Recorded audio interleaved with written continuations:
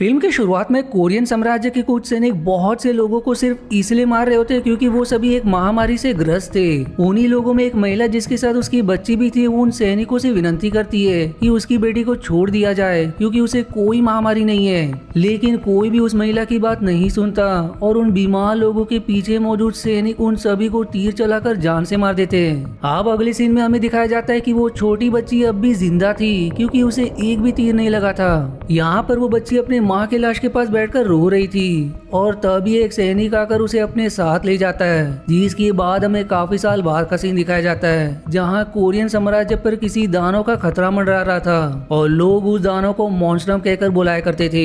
लेकिन आज तक किसी ने भी उस दानव को नहीं देखा था, जिस वजह से राजा को लगता था कि ये सब उनके प्रधानमंत्री की चाल है ताकि वो प्रजा में इतना डर पैदा कर दे कि राज्य के लोग अपने ही राजा के खिलाफ बगावत कर दे, जिससे राजा की कुर्सी प्रधानमंत्री को मिल जाती। अब इस पर प्रधानमंत्री राजा को विश्वास दिलाने की कोशिश करता है कि इस सब में उसका कोई हाथ नहीं है, यानी कि उसने मॉन्स्टर के होने की अफवाह नहीं फैलाई है। तब राजा कहते हैं कि यदि तुम सच कह रहे हो तो मैं इस बात की जांच करवाऊंगा कि मॉन्स्टर सच में है या नहीं, और यदि कोई मॉन्स्टर नहीं हुआ तो तुम्हारी खैर नहीं। फिर सीन शिफ्ट होकर यून क्यूम और सुंग हैन नाम के दो भाइयों की तरफ मुड़ जाती है, जिन्होंने खरगोश का शिकार करने के लिए जंगल में कुछ ट्रैप्स लगाए होते हैं, लेकिन उन्हें एक भी खरगोश नहीं मिलता। उल्टा सुंग हैन अपने ही लगाए ट्रैप में फंस जाता है। तभी वहाँ यून क्यूम की बेटी म्यूंग आती है, जो अपने अंकल को खुद के ही ट्रैप में फंसा देखकर कहती है कि आप दोनों कैसे शिकारी हो जिनसे एक भी शिकार नहीं हो पाता। इसलिए अब उन्हें एक भी शिकार ना मिल पाने के कारण वो दोनों मछली पकड़ने की कोशिश करते हैं, पर उन्हें यहाँ भी कोई सफलता नहीं मिलती। जो देखकर हम समझ पाते हैं कि यून क्यूम और सुंग हैन ये दोनों ही अनाड़ी किस्म के आदमी हैं, जिन्हें खरगोश या मछली ना मिल पाने के कारण चावल खाकर ही काम चलाना पड़ता है। जिस पर अब म्यूंग अपने पिता से कहती है कि हम जिस पहाड़ पर रह रहे वहाँ ना तो कोई खरगोश है और ना ही मछलियाँ हैं, इसलिए हम तीनों को हैनियंग शहर में चले जाना चाहिए। जिस बात के जवाब में यून क्यूम कहता है कि हैनियंग में आसानी से खाना नहीं मिलेगा और वैसे भी इस पहाड़ पर बहुत सारी सब्जियां मिल ही जाती है, इसलिए तुम बाहर जाकर कुछ सब्जियां तोड़ लाओ। तब म्यूंग कुछ सब्जियां लाने के लिए बाहर चली जाती है, जिस दौरान एक आदमी उसके घर में ताकझाक करने की कोशिश करने लगता है। जो देखकर म्यूंग उस आदमी के ऊपर तीर से निशाना लगाते हुए पूछती है कि वो यहाँ क्या करने आया है, जिस पर वो आदमी बताता है कि मेरा नाम हूर है और मैं यहाँ अपने कमांडर से मिलने आया हूँ। तभी म्यूंग के अंकल सुंग हैन उसका ध्यान भटका देते हैं, जिस कारण उसके हाथ से तीर छूटकर हूर की तरफ बढ़ता है, लेकिन हूर उस तीर से बच जाता है। इतने में ही यून क्यूम भी अपने घर से बाहर निकल आता है, जिसे देखकर हूर उसे मास्टर कहते हुए उसके सामने झुक जाता है। अब ये देखते ही म्यूंग हूर से सवाल करती है कि क्या तुम्हें पूरा भरोसा है कि यही तुम्हारे कमांडर है, क्योंकि इनसे तो एक खरगोश भी नहीं पकड़ा जाता। तब हूर उससे कहता है कि यून क्यूम राजा की आर्मी के कमांडर थे, जिन्हें मार्शल आर्ट्स में कोई भी हरा नहीं सकता था। अब इसके बाद वहाँ राजा आकर यून क्यूम से अकेले में बात करते हैं, जिन बातों के दौरान वो उससे सवाल करते हैं कि क्या म्यूंग ही वो लड़की है जिसे तुमने बचाया था। और इसी के साथ अब ये मूवी पास की तरफ मुड़ जाती है, जहां हमें पता चलता है कि उस बीमार महिला की बच्ची को यून क्यूम ही अपने साथ ले गया था, लेकिन उसके ऐसा करने की वजह से राज दरबार में मौजूद लोग उसके खिलाफ होकर उस बच्ची और यून क्यूम को मारने की कोशिश करते हैं। पर क्योंकि वो राजा का खास आदमी था, इसलिए राजा उसे मारने के बजाय उसे अपने राज्य से बाहर निकाल देते हैं। आप प्रेजेंट में राजा यून क्यूम से वापस से राज्य में लौट आने को कहते हैं, क्योंकि वो चाहते थे कि यून क्यूम इस बात का पता लगाए कि मॉन्स्टर सच में है या नहीं। दूसरी तरफ हम एक शामन को कुछ लोगों के साथ एक पहाड़ी पर देखते हैं, और वो सभी मॉन्स्टर के लिए खाने पीने की चीजें लाए थे ताकि वो मॉन्स्टर किसी इंसान को ना मारे। वहीं कुछ दूरी पर एक बच्ची भी होती है, जो उन लोगों का खाना चुरा कर अपने पास रख ही रही थी कि तभी शैमन के साथ साथ वहाँ मौजूद सारे लोग मारे जाते हैं, जो देखकर वो लड़की घबराहट में वहाँ से भाग निकलती है। फिर रात के समय कुछ व्यापारियों को एक पहाड़ पर दिखाया जाता है, जिनमें से कुछ लोग मॉन्स्टर की बातें कर रहे थे, जिसकी अगले दिन हम यून क्यूम, सुंग हैन और म्यूंग को हैयांग शहर में देखते हैं, जहाँ वो लोग ब्रेकफास्ट के लिए एक दुकान में रुकते हैं। तभी हूर वहाँ आकर यून क्यूम को अपने साथ ले जाता है, जिसके पीछे सुंग हैन और म्यूंग भी जाते हैं। अब आगे हम उन सभी को शैमन और उसके साथियों की लाश के पास देखते हैं, जहाँ हूर यून क्यूम के सामने उस लड़की को ले आता है जिसने शैमन और उसके साथियों को मरते देखा था। वो लड़की बताती है कि मॉन्स्टर ने उन सभी को मारा है, जबकि म्यूंग आसपास की रस्सियों को देखकर बताती है कि इन रस्सियों को तलवार से काटा गया है। जिस बात से यून को उस छोटी लड़की के बातों पर शक होता है, क्योंकि आसपास के सबूत बता रहे थे कि लोगों को मारने के लिए तलवार का प्रयोग किया गया है, जबकि उस लड़की का कहना है कि उसने मॉन्स्टर को शैमन की हत्या करते देखा था। इसलिए वो सुंगएन के साथ उस लड़की का पीछा करने लगता है। जहाँ थोड़ा आगे जाने पर वो लोग देखते हैं कि एक आदमी जिसने अपने चेहरे को ढक रखा था, वो उस लड़की को एक टोकरी देकर वहाँ से चला जाता है। तब यून सुंगएन को उस आदमी के पीछे भेजकर खुद उस लड़की का पीछा करता है, जहाँ वो देखता है कि उस टोकरी में खाने का सामान रखा है, जिसे वो लड़की बाकी बच्चों के साथ मिलकर बांटकर खाने लगती है। अब यहाँ यून के पूछने पर वो लड़की बताती है कि उसने मॉन्स्टर को कहीं नहीं देखा था, बल्कि उसे एक आदमी ने ऐसा करने को कहा था, जिसके बदले उसने मुझे एक टोकरी का खाना दिया। लेकिन उस लड़की ने उस आदमी का चेहरा नहीं देखा था, क्योंकि उस शख्स ने अपने चेहरे को ढक रखा था।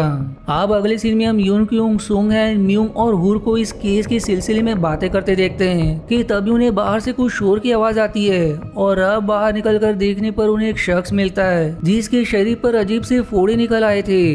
जो शख्स बताता है कि मॉन्स्टर ने सभी को मार दिया है। दरअसल ये शख्स उन्हीं व्यापारियों का साथी था जो रात के समय पहाड़ पर दिखाई दिए थे। तब यून और सुंगएन उसी जगह पर जाकर बाकी लाशों का निरीक्षण करते हैं, जो देखकर साफ समझ आ रहा था कि उन्हें किसी जानवर ने मारा है। वहीं उस जगह पर उन्हें किसी जीव के विशालकाय पंजों के निशान भी मिलते हैं, जिसकी बाद यून राजा को बताता है कि शैमन और उसके साथियों की लाश पर इंसानी हथियारों के निशान थे, जबकि व्यापारियों की लाशों पर बने निशान किसी जानवर के लगते हैं। वहीं जब उन व्यापारियों के घाव से खून लेकर एक चूहे के शरीर में डाला गया, तो उस चूहे के शरीर पर अजीब से फोड़े निकल आए और वो चूहा कुछ ही देर में मर गया, जिसका साफ मतलब है कि व्यापारियों को मारने वाला कोई जानवर नहीं बल्कि मॉन्स्टर है। यानी कि मॉन्स्टर की होने की बात कोई अफवाह नहीं बल्कि सच है। लेकिन राजा को अब भी यकीन नहीं हो रहा था कि मॉन्स्टर जैसी कोई चीज सच में है, क्योंकि उन्हें पूरा भरोसा था कि इस अफवाह के पीछे प्रधानमंत्री का ही हाथ है। वहीं राजा यून की बातों को इतनी आसानी से झुटला भी नहीं सकते थे, इसलिए वो एक सर्च टीम बनाने का फैसला करते हैं, जिसमें राज्य के कुछ लोगों को वॉलंटियर्स बनाकर उस टीम की बागडोर यून के हाथ में सौंप दी जाती है। अब इस पर प्रधानमंत्री एक शर्त रखते हैं कि सर्च टीम में उनके भी 100 लोग होने चाहिए, जिस पर राजा प्रधानमंत्री को इस बात की अनुमति दे देते हैं। अब आगे हम उस सर्च टीम को मॉन्स्टर की खोज करते देखते हैं, जहां पूरा दिन गुजर जाने पर भी उन्हें कोई दाना नहीं मिलता। तब शाम के समय सुनहैन कहता है कि हमें अब वापस चले जाना चाहिए, पर इस पर प्रधानमंत्री का आदमी कहता है कि मॉन्स्टर रात में ही निकलता है, इसलिए हमें रात होने का इंतजार करना चाहिए। तब इस सर्च टीम को 2 हिस्सों में बांट दिया जाता है, जहाँ एक टुकड़ी जिसमें एक बुजुर्ग आदमी था वो बाकी लोगों से अलग चला जाता है, जो देखकर सुंगएन भी उसके पीछे जाता है, लेकिन काफी दूर जाने पर भी उसे वो बुजुर्ग नहीं मिलता।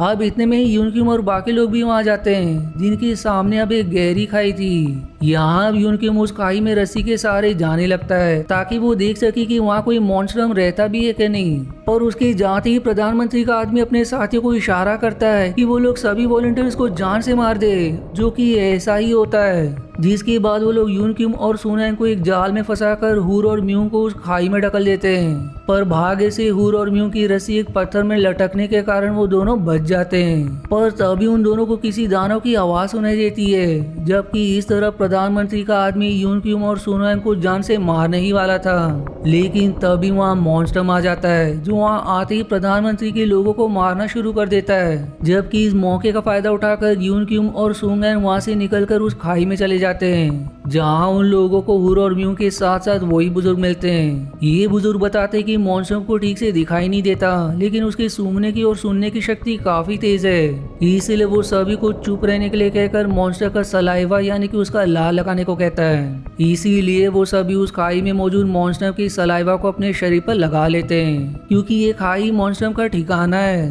अब वो लोग यहाँ से निकलने की योजना बना ही रहे थे कि तभी मॉन्स्टर वापस आ जाता है, लेकिन उन लोगों के द्वारा आवाज किए जाने से मॉन्स्टर उनके पीछे पड़ जाता है। तब वो बुजुर्ग सभी को लेकर एक गुफा में चले जाते हैं, जहाँ मॉन्स्टर भी उनका पीछा करता है। इसलिए अब वो सभी गुफा के आखिर में पहुंचकर एक झील में कूद जाते हैं। फिर सीन शिफ्ट होकर प्रधानमंत्री की तरफ मुड़ जाती है, जहाँ उसके वो साथी जो मॉन्स्टर के हमले से बच गए थे वो बताते हैं कि पहाड़ों में सच में एक दानव रहता है। लेकिन प्रधानमंत्री को इस बात पर विश्वास नहीं होता, क्योंकि उसी ने मॉन्स्टर की अफवाह फैलाई थी, जिसके बाद वो अपने साथियों से कहकर लोगों के घरों में आग लगवा देता है। है और वो आग हर तरफ फैलने लगती है। वहीं आग को देखकर राजा अपने सभी सैनिकों को आग बुझाने के लिए भेज देते हैं ताकि लोगों की जान बचाई जा सके।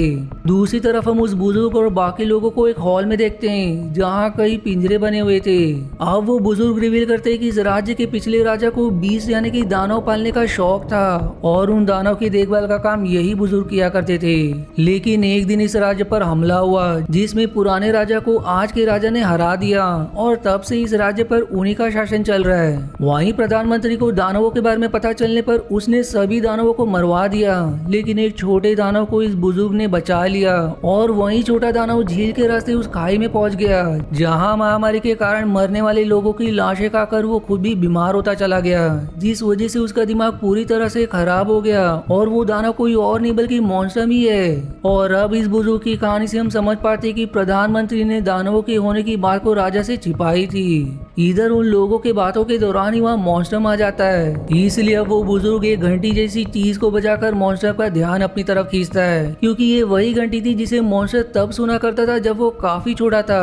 अब ये बुजुर्ग बाकी लोगों को भाग निकलने के लिए कहते हैं, जबकि वो खुद को मॉन्स्टर के साथ एक पिंजरे में कैद कर लेते हैं जहाँ मॉन्स्टर उन्हें जान से मार देता है। वहीं इस तरफ राजा के महल में प्रधानमंत्री के साथ ही राजा पर हमला कर देते हैं, जिनसे यून लड़ने लगता है, पर आखिर में वो और राजा दोनों ही पकड़े जाते हैं। जबकि राजा के थोड़े बहुत सैनिक जो आग बुझाने के लिए नहीं गए हुए थे उन्हें प्रधानमंत्री के साथ ही मौत के घाट उतार देते हैं। इस तरह महल में प्रधानमंत्री राजा की गद्दी पर बैठने ही वाला था कि तभी वहाँ मॉन्स्टर आकर उसके साथियों को मारने लगता है। तब यून राजा को बचाकर वहाँ से बाहर निकाल आता है। फिर वो राजा को एक सुरक्षित जगह पहुंचाकर हुर, सुंगन और म्यूंग के साथ मॉन्स्टर को मारने की योजना बनाता है, जिसके तहत म्यूंग सभी लोगों को महल से बाहर ले आएगी, जबकि हुर और सुंगन पूरे महल में विस्फोटक लगा देंगे, जिसके बाद उनको मॉन्स्टर को डिस्ट्रैक्ट करके विस्फोटक वाली जगह पर ले आएगा। फिर वो लोग उस विस्फोटक में धमाका करके उसे जान से मार देंगे।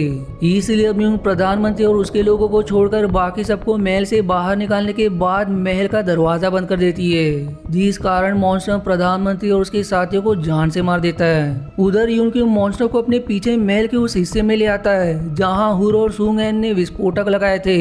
अब यहाँ पहुंचते ही सुंगन उस विस्फोटक में आग लगा देता है, लेकिन मॉन्स्टर के द्वारा एक दरवाजा तोड़ी जाने की वजह से वो दरवाजा उस विस्फोटक की आग को बुझा देता है, यानी कि उनके हाथ से मॉन्स्टर को मारने का मौका निकल चुका था।